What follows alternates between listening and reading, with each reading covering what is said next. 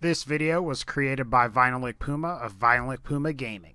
Alright guys, so I know that this is a more negative video than a lot of the other Fallout 4 videos that I normally make, but I wanted to go ahead and discuss Fallout 4's upcoming Nuka World DLC.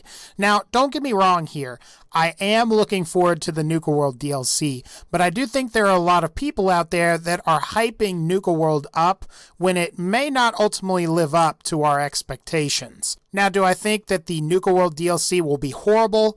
Heck no, of course not. But I do think a lot of people are expecting that this DLC will right all of the wrongs from the ridiculous amount of workshop DLCs that we got. So today I'm going to be discussing 5 reasons why Fallout 4's Nuka World DLC may ultimately disappoint you. Without further ado, let's go ahead here and get into the first thing, and that's going to be, is Nuka World really bigger than Far Harbor? Something that I've frequently seen online is that Nuka World is going to be a bigger DLC than the Far Harbor DLC. There have been some reports saying that the download size for Nuka World is 1 to 2 gigabytes larger than Far Harbor is. I actually doubt this claim for a couple of reasons. So Bethesda is currently charging $19.99 US for Nuka World, where they are charging $24.99 for the Far Harbor DLC. It would seem to me that Bethesda would charge more for a DLC that they feel is more substantial than the previous ones. After all, why would they add more content to the DLC while simultaneously charging you less for it? It just seems a little far-fetched to me personally. Something that's worth mentioning as well is some of the locations that we know about for the Nuka World DLC. Now, Bethesda recently released this cool map on Bethesda.net. I'll link it in the description, and according to this map, in addition to the World of Refreshment, there are 5 main areas, including Galactic Zone, Dry Rock Gulch, Savari Adventure, Kitty Kingdom, and Nuka Town, USA. And there are also several sub-areas or locations, of which 31 are listed on the map. Now, for the sake of comparison, according to the Fallout Wiki, the Far Harbor DLC has roughly 46 different locations, and 25 or more of them are fast travel points. Call this ridiculous, but I don't think, just based on intuition, that you're going to be able to travel or fast travel to all 31 of those listed locations. Now, then again, I could be totally wrong about that, but I ultimately think that we're going to see. Now, the second thing here I want to talk about is new weapons and armor. Now, the last piece of DLC that added weapons that can be acquired without console commands, I'm looking at you, Contraptions DLC, was the Far Harbor DLC for Fallout 4.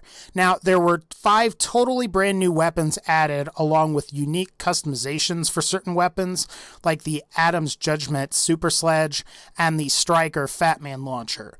Now, Far Harbor also added the new marine armor type as well, and you also got like the rescue diver suit as well as the trapper armor too. All this said, as far as non-unique weapons go, really only the radium rifle and pole hook were truly exceptional weapons that were worth using over some of the vanilla game weapons, especially for survival mode difficulty. I believe the radium rifle essentially maxes out the damage potential for the 45 caliber round and deals radiation damage to boot. And while the pole hook is inferior to the super sledge in terms of damage, it is lighter and has superior armor penetration, making it ideal up against Mirelurks or guys in power armor. And then you have the rest of the DLC weapons like the lever action rifle, the meat hook, and the harpoon gun. And the lever action rifle in particular is held back by a broken reload animation. The meat hook is simply just inferior to other similar weapons that are of the unarmed category. And then there's the harpoon gun, which has fairly heavy ammunition, although I will say, to be fair, you can retrieve that ammunition after you've fired it. But then there's also the marine armor, which is pretty much useless without the ultra light mod, mostly because of its ridiculously high stock weight requirement. Marine armor before the ultra light mod weighs more than power armor and provides inferior defense when compared to power armor. A full set of stock XO1 power armor provides better defense and weighs 92 pounds. But then again, guys, I could be totally blown away here. It looks like we're getting a new rifle, some mods for baseball bats, and we're also getting a paddle weapon that's powered by fusion cores. The third thing I want to talk about here is the lack of settlement objects. Now, this is a more divisive thing to discuss. However, I suspect that like Automatron and Far Harbor before it, Nuka World won't really add many new buildable assets for you to play with.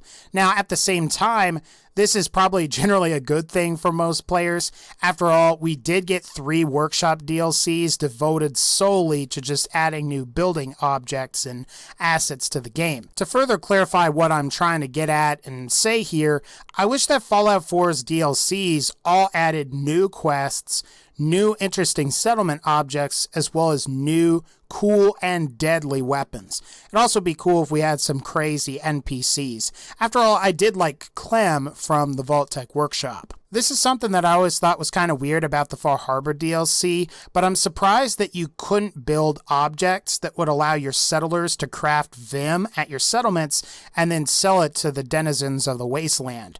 Or again, with Nuka World, it might be cool to take over the Nuka-Cola factory and produce fresh Nuka-Cola, as well as tweak your recipes to sell them to the wastelanders for some profit. I think that would be really cool. And the ability to also be able to build your own roller coasters that you can ride would also be really interesting, and I think it would fit within the theme of the Nuka World DLC, and so far, at least as far as I know, you can't do those things. Now, the fourth thing here I want to talk about is about reskins and just the overall nature of the design of the DLCs for Fallout 4 and how they almost seem too streamlined to me. Something that you'll notice with many of the older Fallout DLCs for both Fallout 3 and New Vegas is that many of the DLC areas had a very genuine and different feel when compared to the vanilla game areas.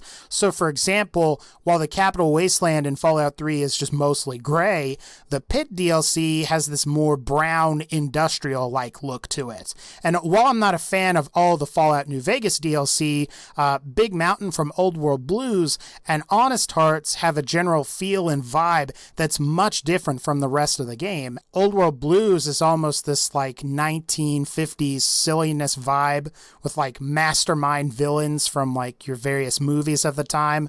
And then of course you have Honest Hearts, which is kind of an interesting play on like Indians and what would happen, I guess, in like an area that was mostly untouched by when the bombs ultimately dropped. You also have the Point Lookout DLC from Fallout 3 that added entirely new enemies, like your swamp folk, which otherwise looked like humans, although they had these like weird mutations on their faces or their arms and stuff. And really both Far Harbor and Nuka World look too much like the rest of the vanilla game. Now, I'm not sure if that's because Bethesda is going for a more realistic look than in the previous games, but despite the fact that I'm seeing new assets in many cases, it just looks like the vanilla game to me. What might have made Nuka World stand out more is if the area was covered in lush green surfaces like we see in many of the mods for Fallout 4. Based on what I'm able to see from the trailer, Nuka World appears to have a walking alligator-type creature that essentially is a reskin of Fallout 4's Deathclaws, and there's also what appears to be these two-headed bulls that look like a horned male version of the Brahmin that you can fight in Fallout 4 as well. At least with the Far Harbor DLC, there are noticeably unique enemy types, like the anglers, fog crawlers, gulpers, and those massive hermit crabs.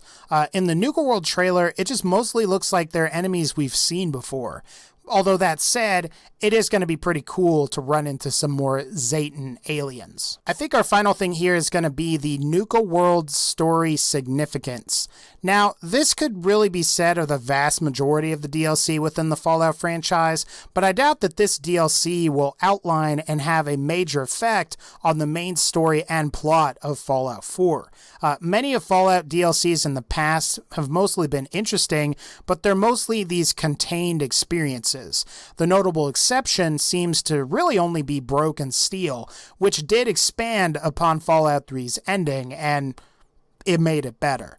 Now, while Far Harbor did allow for the Brotherhood and Institute endings, as far as I could tell, the player didn't need to complete the entire game in order for the Far Harbor endings to be achieved. The resolution of the Far Harbor DLC had no effect on the main plot at all.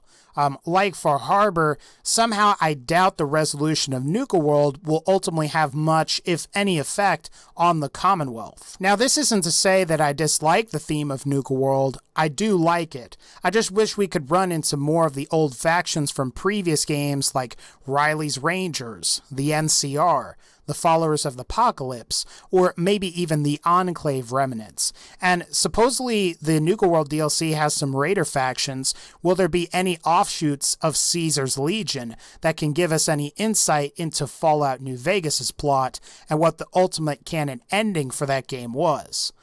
Ultimately, I really hope there is something like that, but there might not be anything. Alright guys, that's going to pretty much wrap up this particular video. If you like this video, please be sure to leave a like. I do know this video was a little more negative than the videos I usually make, but I did want to make it, and let me know if you guys want me to make a 5 reasons why you should get excited for Nuka World.